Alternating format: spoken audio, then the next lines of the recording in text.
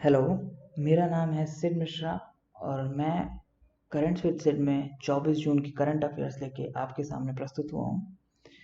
चलते हैं हम लोग पहले करंट अफेयर्स की तरफ। आसाम फ्लड्स।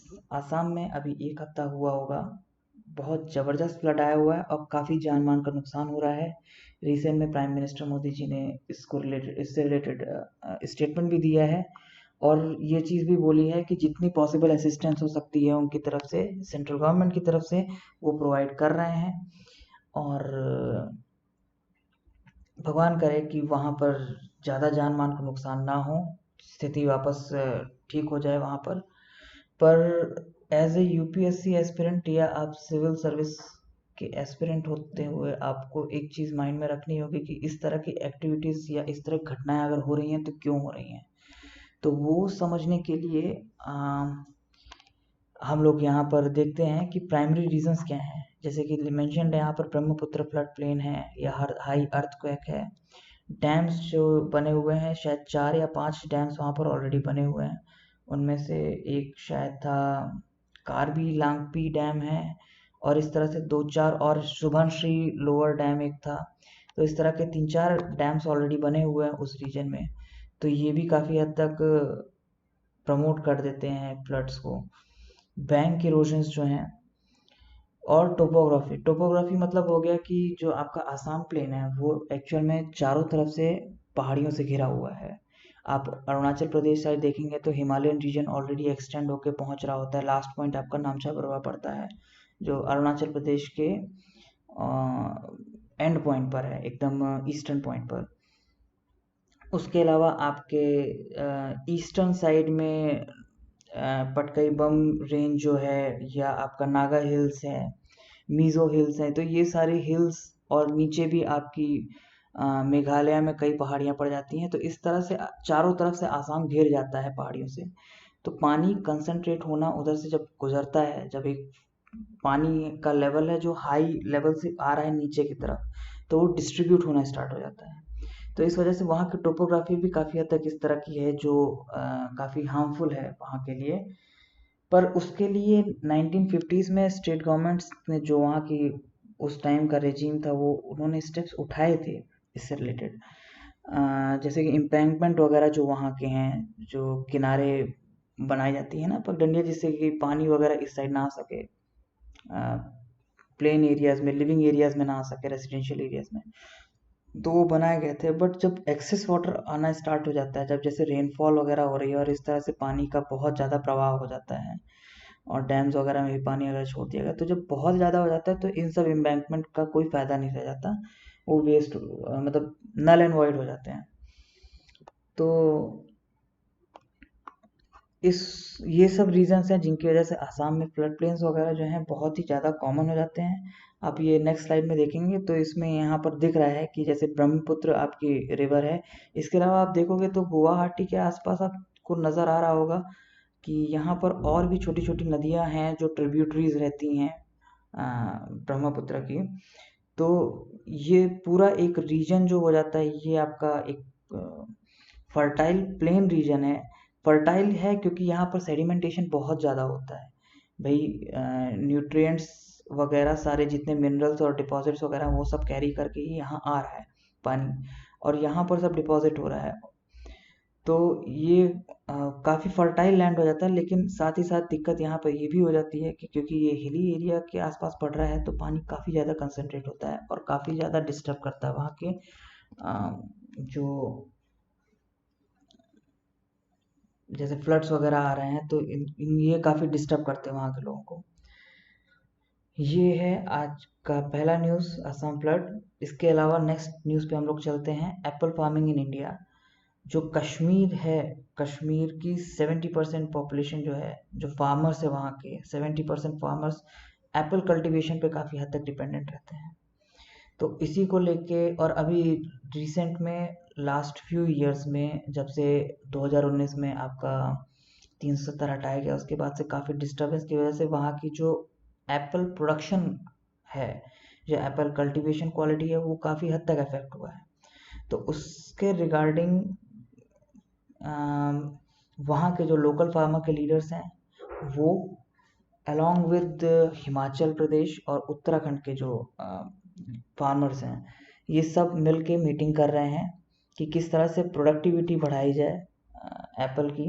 इसके अलावा गवर्नमेंट से क्या क्या डिमांड की जा सकती है, जैसे कि स्टोर हाउस वगैरह और बेटर प्रोवाइड किए जाएं, और जो ट्रांसपोर्टेशन वगैरह है किस तरह से मैनेज किया जाए, क्योंकि ये सारे एरियाज उस तरह के हो जाते हैं जहाँ पर टेररिस्ट एक्टिविटीज़ वगैरह बहुत फ्रीक्वेंट हो जाती हैं। तो इस वजह से बहुत ज़्यादा लॉस सफ़र करना पड़ता है जो कश्मीर के फार्मर्स वगैरह हैं जो ये कल्टीवेशन कर रहे हैं। तो हमारे एग्ज़ाम पॉइंट ऑफ व्यू से जो इम्पोर्टेंट हो जाता है वो यही हो जाता है कि जम्मू कश्मीर में किस तरह की एप्पल की कौन कौन सी वैरायटीज़ हैं जो आपको ऑलरेडी मेंशन की हुई है। इसके अलावा जो अगर कुछ रिक्वायर्ड रहेगा तो वो पीडीएफ में मेरे पास है, आप चाहो तो मैं वो पीडीएफ आपको प्रोवाइड कर सकता हूँ। चलते हैं हम लोग अपने नेक्स्ट न्यूज़ की तरफ। AI can add 500 billions to GDP by 2025। ये नेस्कॉम है, नेस्कॉम के बारे में हम लोग आगे अभी पढ़ते हैं। उनकी एक रिपोर्ट जारी हुई थी जिसके अकॉर्डिंग अगर हम लोग मतलब इंडियन गवर्नमेंट अगर इन्वेस्ट करती है आर्टिफिशियल इंटेलिजेंस में, अगर इन्वेस्टमेंट करती है, क्योंकि वर्ल्ड आज के टाइम पर आर्टिफिशियल इंटेलिजेंस की तरफ भाग रहा है और बहुत सारी बड़ी बड़ी कंट्रीज ऑलरेडी काफ़ी ज़्यादा इन्वेस्टमेंट इस पर्टिकुलर IoT है या आर्टिफिशियल इंटेलिजेंस है, इसमें बहुत ज़्यादा इन्वेस्टमेंट कर रहे हैं और इसका काफ़ी हद तक रिजल्ट मिलना भी स्टार्ट हो गया है। तो ट्रेंड जो चल रहा है आज के टाइम पर आर्टिफिशियल इंटेलिजेंस का, उसको मद्देनज़र रखते हुए इंडिया के पर्सपेक्टिव में नेस्कॉम ने पहला ऐसा असेसमेंट निकाला जिसका नाम दिया गया है AI एडॉप्शन इंडेक्स। ये इंडेक्स जो है इसमें मेंशन किया गया है कि अगर आपकी 4 की सेक्टर्स जो हैं, बैंकिंग यानी फाइनेंशियल सर्विसेज, इंश्योरेंस वगैरह, consumer packaging goods, retail, health care और इंडस्ट्रियल ऑटोमोटिव्स, इन सब में अगर आर्टिफिशियल इंटेलिजेंस को अडॉप्ट किया जाता है तो बहुत ज़्यादा टाइम नहीं लगेगा कि अपनी इकोनॉमी में $500 बिलियन, अपनी जो जीडीपी है, इंडिया की जीडीपी है, उसमें मात्र 3 साल के अंदर अंदर एड ऑन होगा। मतलब जीडीपी में 500 बिलियन के आसपास का एड ऑन होगा 2025 तक में।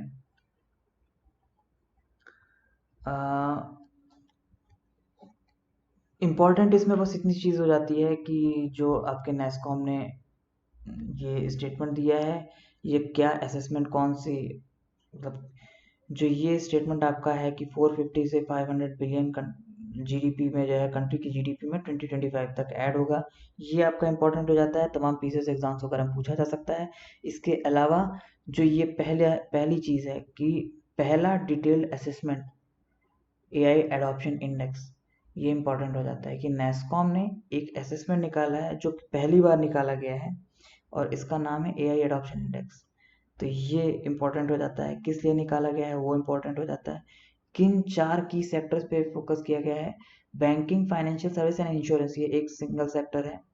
Consumer packaging goods second sector, retail third sector, और हेल्थ केयर और इंडस्ट्रियल एंड ऑटोमेटिव की फोर्थ सेक्टर हो जाता है। तो ये 4 सेक्टर्स जो हैं, इनमें इन्वेस्टमेंट अगर करती है अपनी अपनी गवर्नमेंट जो है, वो अगर इन्वेस्टमेंट करती है तो उसका रिजल्ट 2025 तक ऑलरेडी बहुत ज़्यादा अच्छे तरीके से दिखना स्टार्ट हो जाएगा। नेस्कॉम के बारे में देखते हैं। नेस्कॉम और एक NGO टाइप है जो कि इंडिया की IT इंडस्ट्री की एपेक्स बॉडी भी कहलाती है। 1988 में बनी थी ये, और तमाम IT और BPO इंडस्ट्रीज जो हैं उनको सपोर्ट करती है या उनको किसी भी तरह के उनसे रिगार्डिंग किसी भी तरह की रिपोर्ट्स वगैरह पब्लिश होती है वो इनके थ्रू ही होती है। तो काफ़ी ज़्यादा इम्पोर्टेंट हो जाती है इनकी report regarding IT industries and BPOs। Next news की तरफ हम लोग चलते हैं। National monument authority to observe martyrdom of great warrior Baba Banda Singh Bahadur on 25 जून कल है, और कल के दिन बाबा बंदा सिंह बहादुर की पुण्यतिथि मनाई जाएगी। ये जो थे गुरु गोविंद सिंह जी के बहुत ही बड़े डिसाइपल थे, बहुत बड़े भक्त थे। और इनकी शहीदी स्थल जो है ये मेहरौली जो है, न्यू दिल्ली में है मेहरौली। वहाँ पर श्री गुरु सिंह सभा गुरुद्वारा है, वहाँ पर इनकी समाधि है। और इनको वहाँ पर ही मतलब इनको पुण्यतिथि जो जो भी इनसे रिलेटेड कार्यक्रम वगैरह होंगे वो वहाँ पर ही होंगे, जो इवेंट ऑर्गेनाइज होगा इनसे रिलेटेड। और इनके बारे में बाकी जो इंफॉर्मेशन वगैरह वो आप यहाँ पर देख ही सकते हैं। इन्होंने नानक शाही कॉइन्स इंट्रोड्यूस किए थे। और बाकी आपको ज़्यादातर चीज़ें यहाँ पर मिल जाएंगी। आप एक बार वीडियो पॉज करके आप एक बार देख सकते हैं। बहुत ज़्यादा इम्पोर्टेंस का कुछ है नहीं, बस ये है कि हिस्ट्री पॉइंट ऑफ व्यू से आपके लिए पर इम्पोर्टेंट हो जाएगा ये नाम, तो आपको भूलना नहीं है इस नाम को। नेक्स्ट हो जाता है कि future super food for India. हमारे यहाँ जो मिलेट जो होता है, जिसको धान या मक्का भी बोला जाता है, तमाम तरह के मिलेट्स होते हैं। तो उसको जो हमारे प्रहलाद सिंह पटेल जी हैं, इन्होंने कहा है कि ये फ्यूचर के सुपर फूड हैं। क्यों सुपर फूड है, इनका रीज़न इन्होंने दिया है कि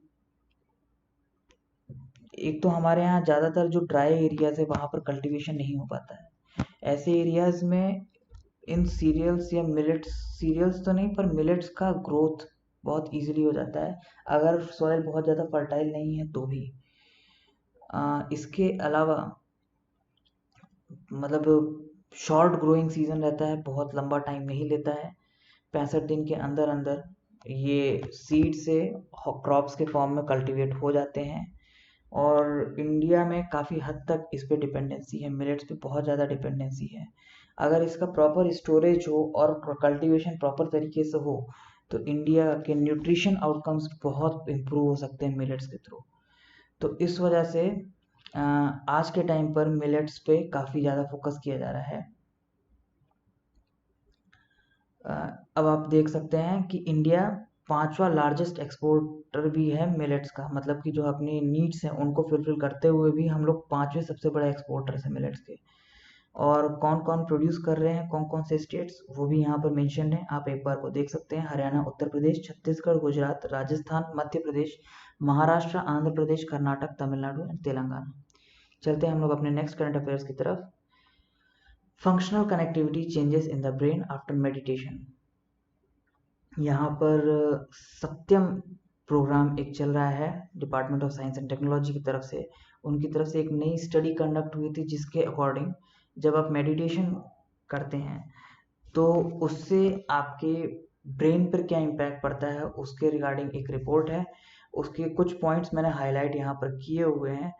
थैलेमोकॉर्टिल कॉर्टिकल कनेक्शंस जो हैं आपके सेंसरी रीजन ऑफ ब्रेन्स, जब ये प्रैक्टिस आप कंटिन्यूसली करते रहेंगे, मतलब मेडिटेशन आप रेगुलर बेसिस पे कर रहे हैं, तो ये कनेक्शन आपके सेंसरी रीजन से इस्टेब्लिश होते हैं और बहुत ही फ्रीक्वेंटली, बहुत ही इजीली इस्टेब्लिश होते हैं, जिससे कि आपका माइंड किसी भी चीज़ पर फोकस करना जो होता है ना, जो कंसंट्रेशन पावर जिसको बोला जाता है, हम लोग बोलते हैं ना कि मेडिटेशन से कंसंट्रेशन पावर इंप्रूव होती है। तो ये स्टडी जो है वो बस इतना ही बताने की कोशिश की है। इसके अलावा सेरिब्रल कॉर्टेक्स जो आपका ब्रेन का है, जो सोचने समझने की क्षमता रखता है, वो इम्प्रूव करता है। कंस्टेंट देखिए लिखा हुआ है, consistent meditation modifies the connectivity between relay channels that takes in data from sensory world to the cerebral cortex of the brain. इसका मतलब यही हो जा रहा है कि आपके मेडिटेशन से आप जो कुछ भी, जो आपकी ग्रास्पिंग पावर होती है वो इम्प्रूव होना स्टार्ट हो जाती है।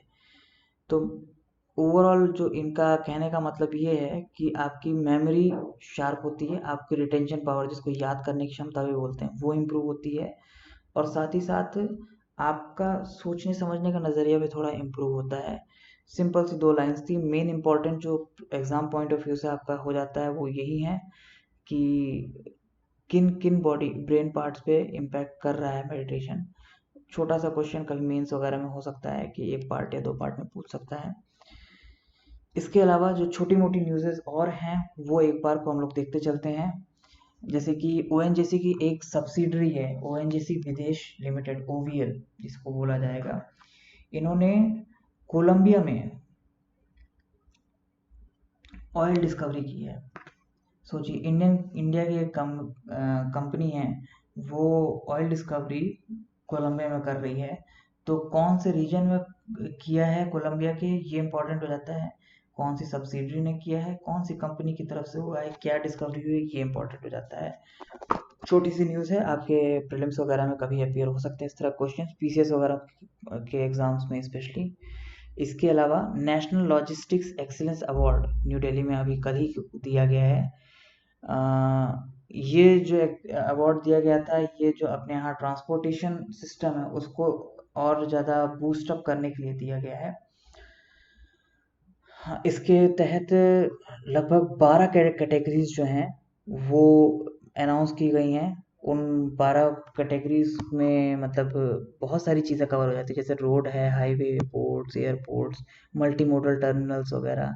तो इस तरह के टोटल 12 क्लासिफिकेशंस किए गए हैं। 12 क्लासिफिकेशंस में अलग अलग टाइप के कंपनीज, अलग अलग जो कंपनीज हैं जो इनमें इन्वेस्ट कर रही हैं, जो इनमें काम कर रही हैं इन पर्टिकुलर फील्ड्स में, उनको अवार्ड्स दिए गए हैं। और क्या अवार्ड्स दिए गए हैं, मतलब अगर मैं बताऊं तो कुछ जो फील्ड्स हैं जिनमें अवार्ड्स दिए गए हैं वो हैं, जैसे कि best cargo airline and terminal operator, या best road freight service provider. तो इस तरह के रेलवेज है या आपके रोड ट्रांसपोर्ट वगैरह है, इन सब में शिपिंग वगैरह है, इन सब में अवार्ड्स दिए गए हैं। तो ये काफ़ी अच्छा एक इनोवेटिव एक तरीका है इन्वेस्टमेंट बढ़ाने का, लॉजिस्टिक्स में इन्वेस्टमेंट बढ़ाने का एक बहुत अच्छा तरीका ढूंढा गया गवर्नमेंट ऑफ इंडिया की तरफ से। नेक्स्ट न्यूज़ है आपकी, Brakes India rolls out green casting for Volvo. यहाँ पर मेरा जो मेन इंटेंशन था वो बस ग्रीन कास्टिंग की तरफ था, कि बाकी कोई भी चीज़ इंपॉर्टेंट यहाँ पर खास नहीं रह जाती, पर ग्रीन कास्टिंग एक नया टर्म मिला था मुझे, तो मैंने कहा कि ये एक बार आपको समझाना बनता है। ग्रीन कास्टिंग होता है कि कोई भी प्रोडक्ट जो है, या तो आप उसमें रॉ मटेरियल्स वगैरह हैं उनको आप रिन्यू करके और उसके बाद उस प्रोडक्ट को बना रहे हो, या तो वो प्रोडक्ट पर्टिकुलर इस तरह बन रहा है कि उसको आप रिन्यू कर सकें।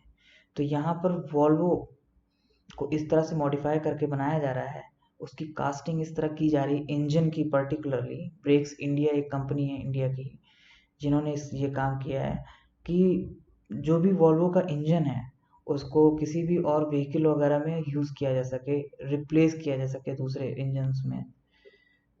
तो उस पे काम चल रहा है अभी, और एक बहुत बढ़िया इनिशिएटिव है।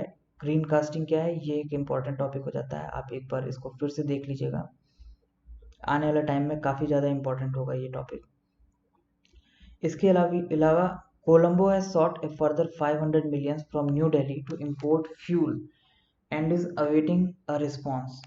कोलंबो यानी कि श्रीलंका जो आपका है, उन्होंने वहाँ पर क्या इश्यूज चल रहे हैं वो तो आपसे छिपे नहीं हैं अभी तक में। एक टाइम ऐसा चल रहा था कि वहाँ पर पेपर प्रोड्यूस करने तक का पैसा नहीं था, पेपर मंगवाने इंपोर्ट करने तक का पैसा नहीं था।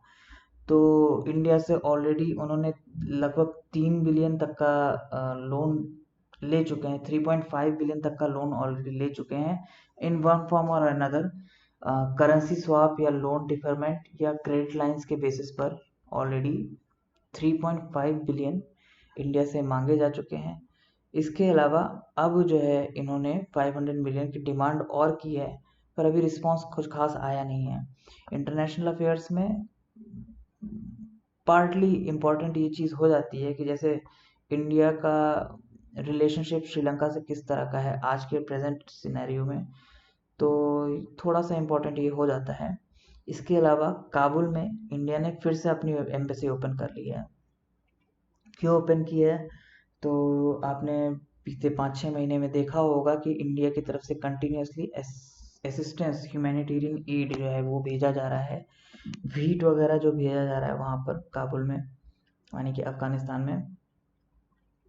इसके अलावा अभी 2-3 दिन पहले जो ये अफ़गानिस्तान में अर्थक्वेक आया था, जिसके बारे में मैंने कल वीडियो में डिस्कस किया है, तो